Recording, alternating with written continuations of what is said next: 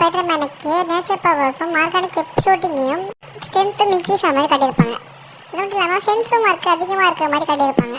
ஆனால் dhobi மேக்கருக்கும் organic shooting பவரும் சென்ஸும் அதிகமாக இருக்கிற மாதிரி காட்டியிருப்பாங்க. ஆனால் டாம் ஹாலண்ட் ஸ்பைடர்மேன் ஏன் ஸ்பைடர்மேன் தெரியுமா? காமிக்ல மோர்லன் சொல்லிட்டு ஒரு வில்லன் ஸ்பைடர்மேனை ரொம்பவே அடிச்சு போட்டுருவான். அது மட்டும் இல்லாமல் ஸ்பைடர்மேன் உயிருக்கே போராடிட்டு இருப்பாரு.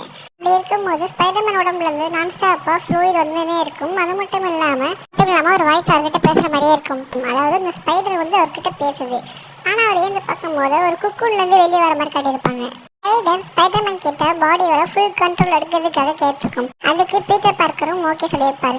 அது மட்டும் இல்லாமல் பீட்டர் பார்க்கர் ஒரு ரீபோன் எடுத்திருப்பாரு. அது மட்டும் இல்லாமல் நைட் விஷன்ஸ் அண்ட் இன்னும் அதிகமான பவர்ஸ் கிடைச்சிருக்கும். அது மட்டும் இல்லாமல் ஸ்பைடர்மேனோட full form Peter Parker unlock பண்ணியிருப்பாரு. Anyway guys, Spiderman brand new day July 31 release ஆகுது. மறக்காம தேட்டர் போய் பாருங்க. Until then bye guys.